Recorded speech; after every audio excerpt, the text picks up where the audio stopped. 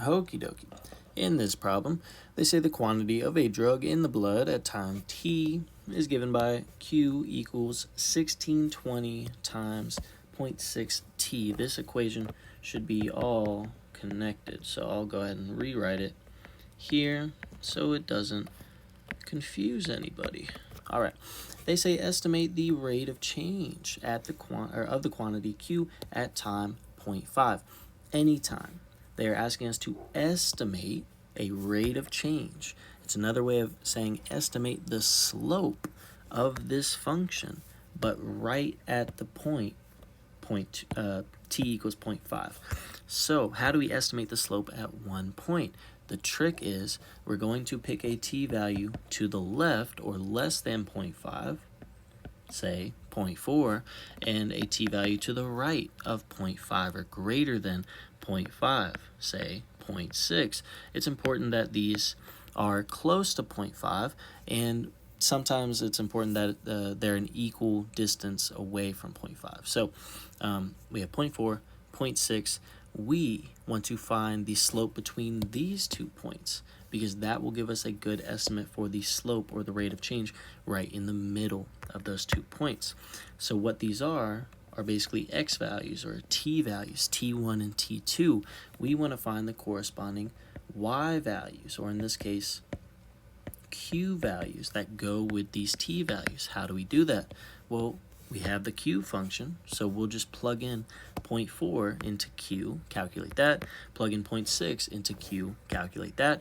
Once we have them, we can go ahead and do q2 minus q1 over t2 minus t1, just like doing y2 minus y1 all over x2 minus x1. All right, so let's open up Desmos, and we would do 1620 times 0.6 raised to the 0.4 for the first one, and we get 1320.61. 13, let's use a different color. 1320 point, oh, felt that coming.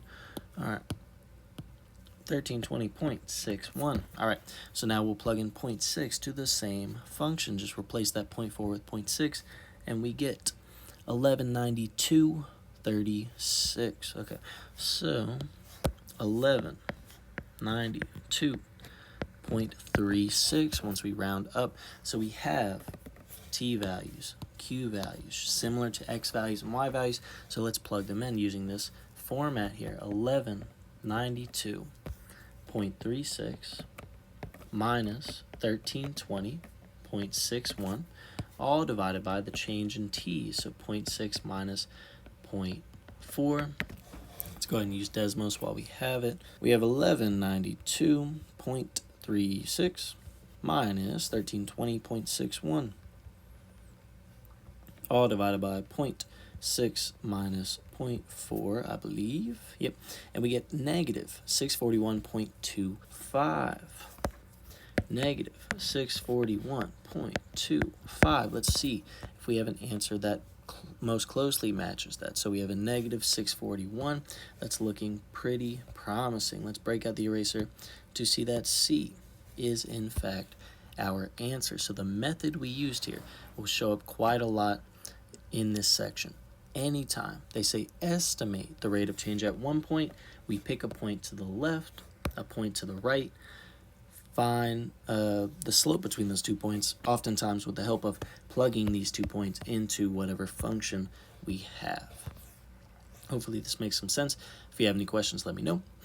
And I'll work out one more example for this one, so feel free to check that out.